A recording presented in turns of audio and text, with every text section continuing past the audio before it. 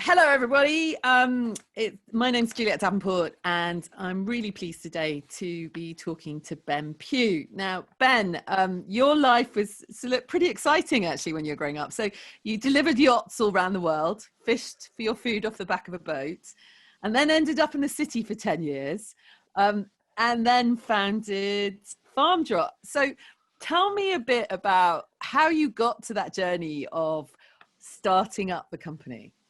Yeah, good. Great to chat to you again, Juliet. Thanks a lot for inviting me on. And yeah, very good knowledge. I'd forgotten that I was once a banker. I guess they're all really related. Like my dad was an environmental barrister, so I grew up in a household where environmental issues were being talked about a lot of the time. And then during my sailing days, I did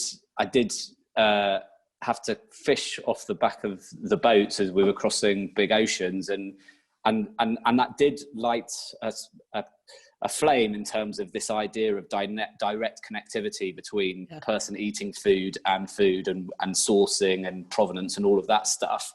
And it was very helpful, the finance bit, because it helped me understand finance. And if you're raising investment rounds for a startup, it's extremely useful if you can tell an equity story and share a vision. And a lot of that came from the good old bad old days of stockbroking.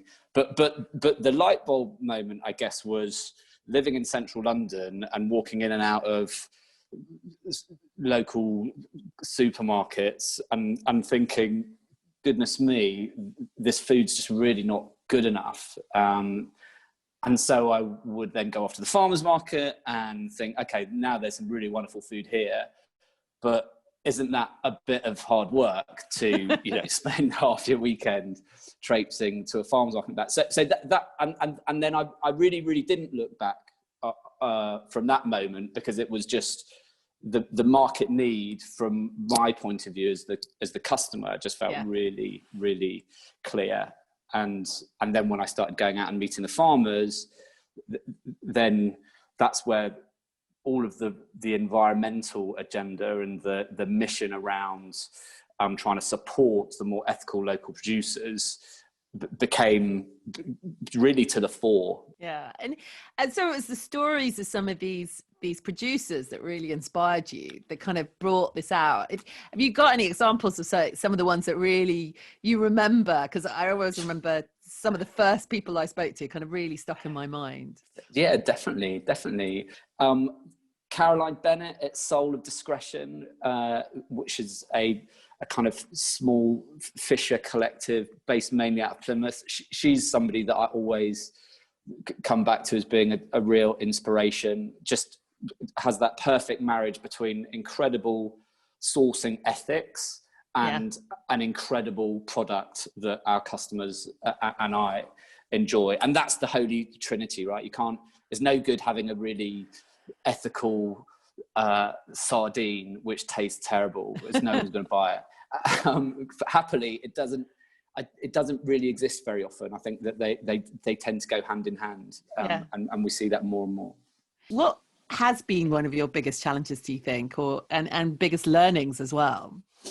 How long have you got? I'm sure there's been a few. I've had many. So I certainly remember very early on, we had a tiny range. I mean, it really was farmers market breadth of range, if that. And it was just a great example of something that you thought, what a wonderful and ethical and noble mission, but actually it just wasn't a compelling enough product offer. And that's been, I think, one of the ongoing challenges for us, which I think we're much more on top of now than we ever have been. But it's you've got to go above and beyond. You've got to say to yourself, right, we've got this amazing fix the food chain ethical mission, but we can't expect all of our customers to believe in it all as passionately as we do. The way that we're going to win this thing is to have just an outright stronger offer.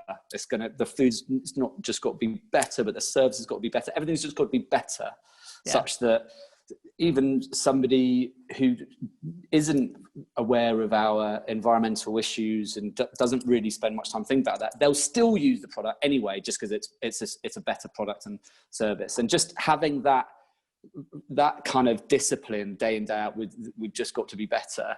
That's by itself a huge challenge. I mean, and in that, I mean, obviously one of the challenges always, I think, for purpose-led businesses is that balance between commercial pressures of a business and the purpose-led pressures of a business. And the number of conversations over the 20 years I've been running Good Energy, I've come across this there is always this tension, and I guess you must feel it too. And how do you overcome that?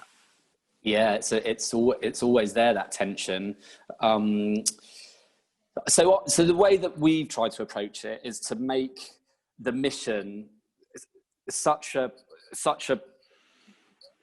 key component of the overall brand that it would just be incongruous and brand destructive to do anything outside or in contradiction to the mission.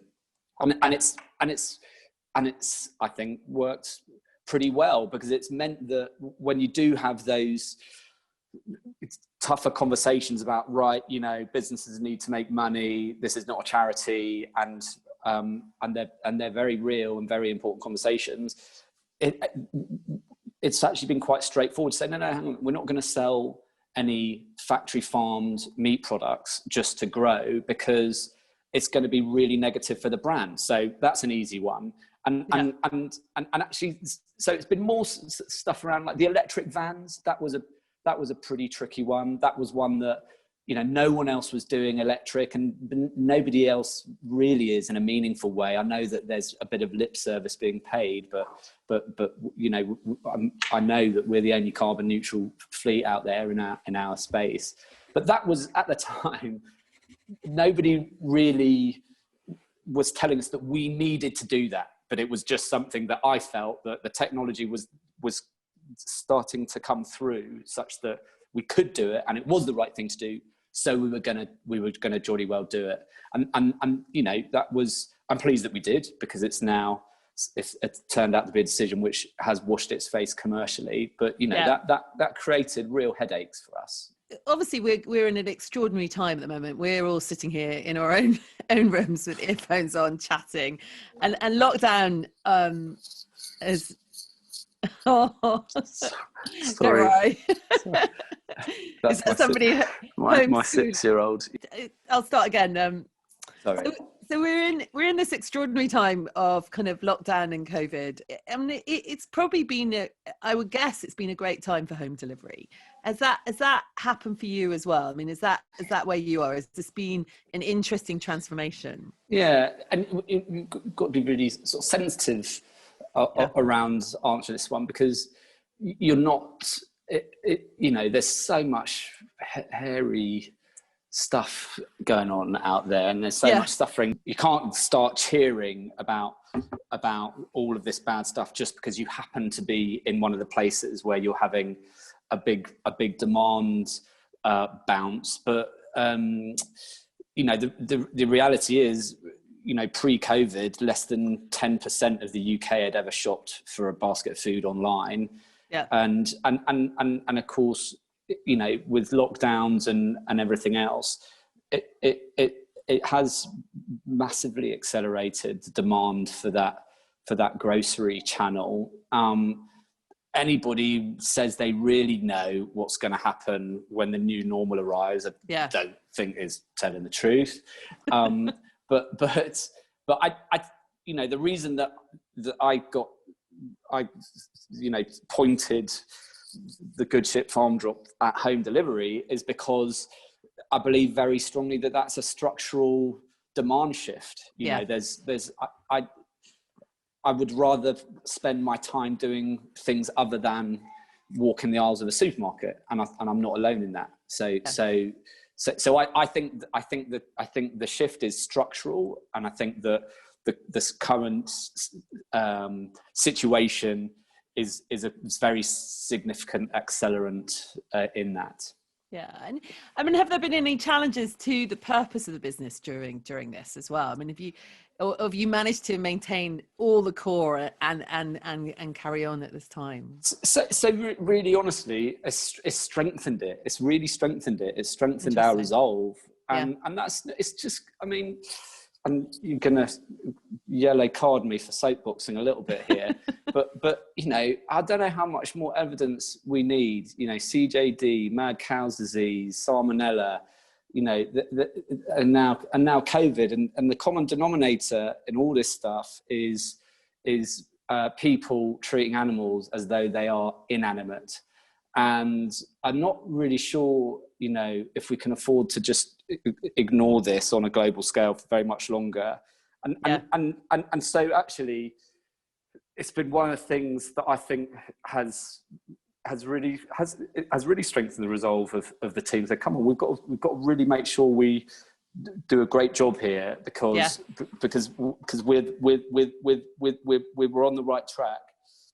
And I think, you know, pray be that, you know, this thing settles down and everything gets back to normal soon. But if and when it does, I really, really hope that everybody remembers the causes. Everybody also remembers, you know, the kind of the regeneration that we saw in you know, last summer. You saw the parks in London just suddenly in better health, and the wildlife enjoying life more than they had done any time since I've been alive. So and I always sound the optimist, but I hope that in the history books of the future, this horrible COVID thing might be remembered as an inflection point whereby people did start changing their attitudes more fundamentally around environmental issues. Well, thank you for sharing your story today. I mean, I think it's so fascinating actually when you look back at companies, even though you're essentially a grocery company, we're an energy company, but actually our foundations are so similar. When I hear your story, I kind of think of the early days when I used to go and talk to our generators and persuade them that it's okay. I know we're a startup, but please do sell us your power. It's so funny. Anyway, thank you. It's been great talking to you, and we'll catch up very soon.